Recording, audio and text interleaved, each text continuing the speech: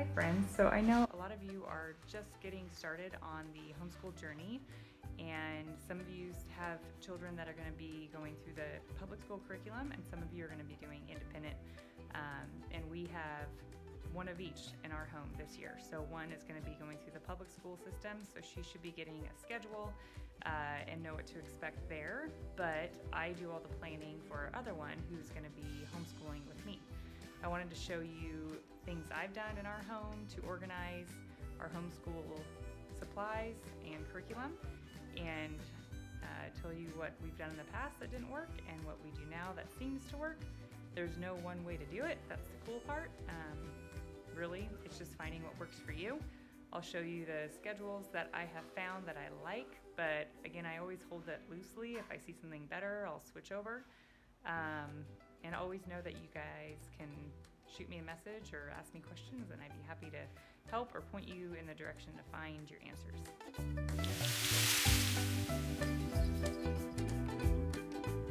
So in our house, we used to do a school room, but we found that the kids actually would prefer to be out at our dining room table, either because I'm in the kitchen doing something and it's just bigger. But our dilemma was we don't want our dining room to look like a school room every single day. So the way I figured that out was to have this cubby system, and so when we are done with school, everything must get put away before the kids leave, which happens most of the time, not always. This is how it's organized. This is everything that I need for the school year. It's all right here and it's all accessible. On top goes a pencil caddy. So we have pencils, pens, dry erase, highlighters, and colored pencils and rulers.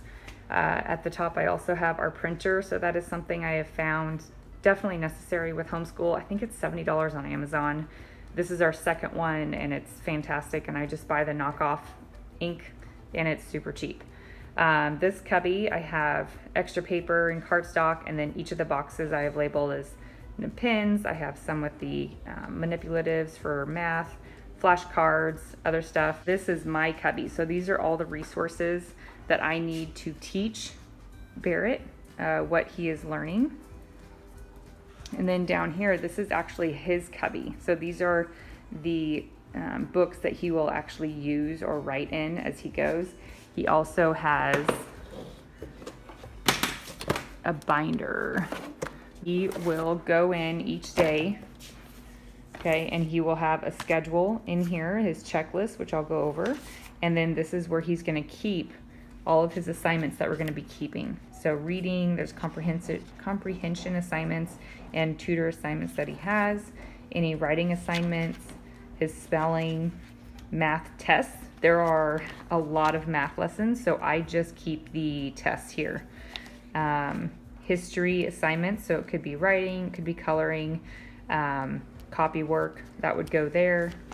Our science work, again, could be worksheets or a write-up or a picture.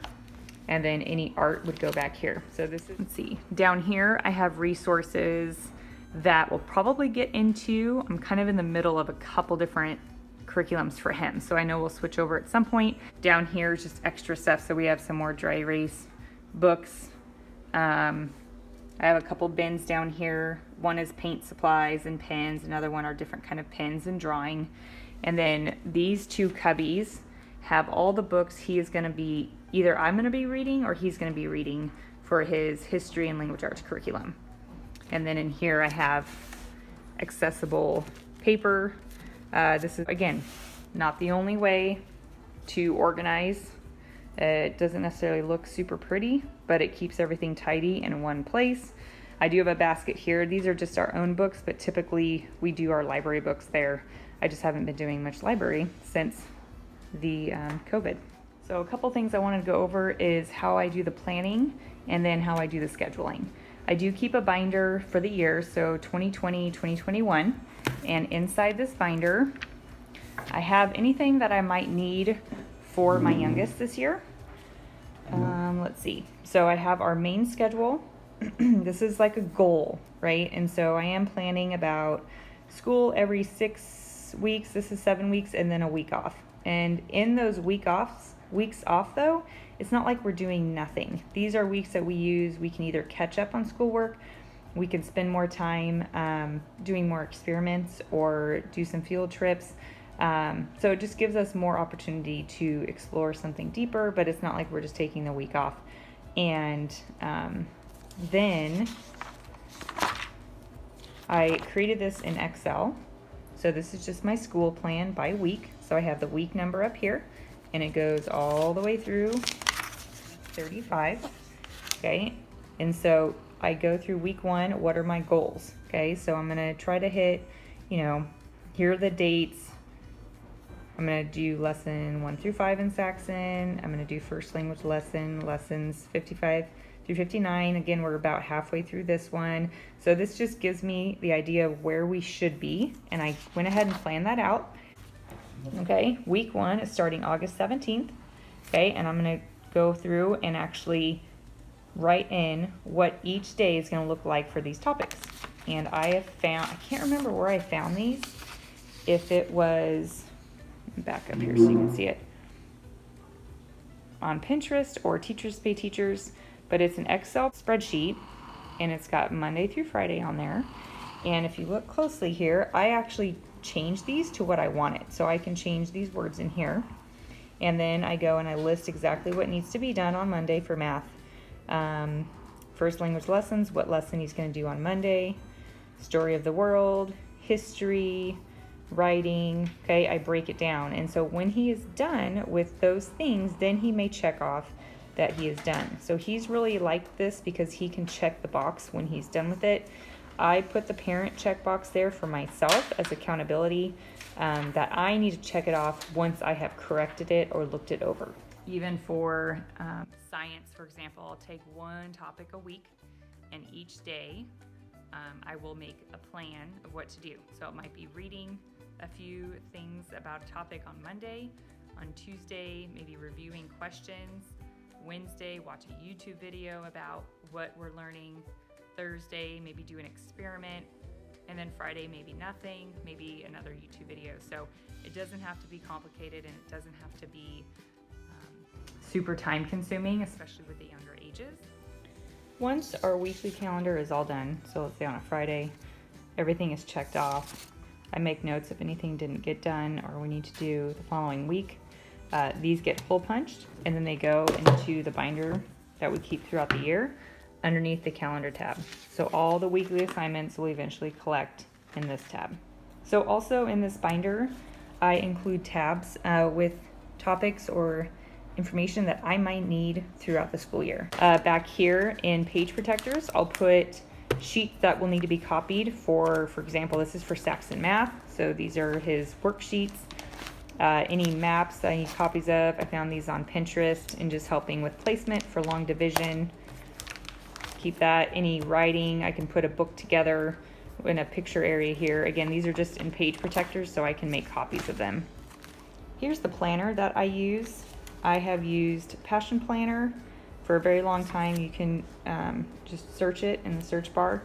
They're not that expensive. I think maybe $35, but I do like this size. They have a bigger size. You can typically pick the color. You can get it set up a couple different ways. I have it always starting on Mondays because I like that the weekends are both over here, or the weekend days. And then if you look closely, it has a little box at the top for today's focus. I use that to actually do meal planning. And if I have that meal plan, it really helps me not to have to worry or think ahead about what I'm going to be making for dinner.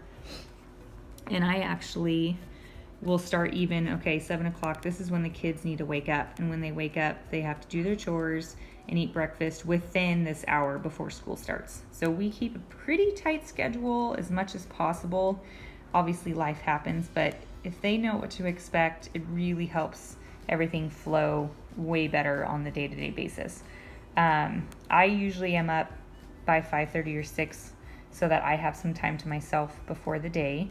And then I'll plan in lunch and workouts. So I typically take a break in the afternoon. That's when they can take a break and play and hang out as well.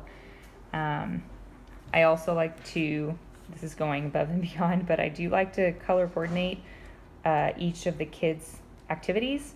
So even if it's Zoom stuff, you know, my eldest gets blue for any of the activities she does. My youngest gets orange for any activities that he does. Typically for me, I do green, so I would highlight some of this green. I hope to be done with school, you know, by 11:30 or 12, but that's on an ideal day. There's always can be attitude and effort issues, and so our kids are not robots, and so it won't always go perfectly, and I need to be flexible with that. So we do have, if I need to spend a little bit more time with school, we can do that after that time. But I have found in the 5 years that me taking time to myself in the morning, me getting some time to work out to myself, whether it's just out in the garage or for a walk, really does make a big difference, because being home, as you guys all know now after the COVID outbreak, being home all day, every day can wear you down a little bit. I also have learned in the last 5 years with homeschooling that I do have to schedule in like time that I pay the bills, I do the budget, I need to do grocery shopping. So when am I going to do that? Well, I need to schedule it in. Typically, I try to hit Costco one time a month for the big load. I may go again after a couple weeks just for some vegetables, and then I'll hit Walmart on Friday mornings. And then Friday, my goal this year is to spend time filling out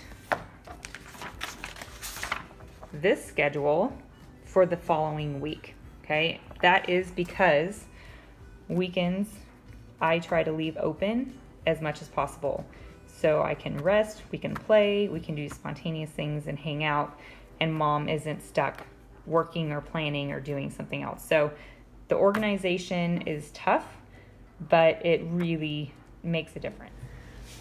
So I think homeschooling is definitely a gift. It's a lot of fun. I think one of the hardest things about it is the freedom, and it's easy to not stay organized or on top of it, and it gets tiring, and there's definitely times we all kind of feel a little burnt out, which I'm sure anybody can in any job. So make sure you do create space for yourself to have some time to yourself. Make sure you do create breaks for everybody. I also just encourage all of you to have grace for yourself and grace for your home.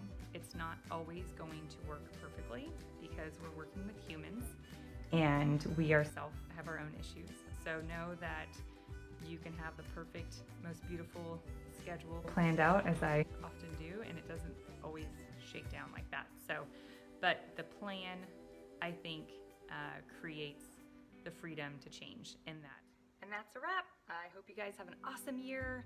Please let me know if you have any questions. Homeschooling really is so fun, and good luck with everything.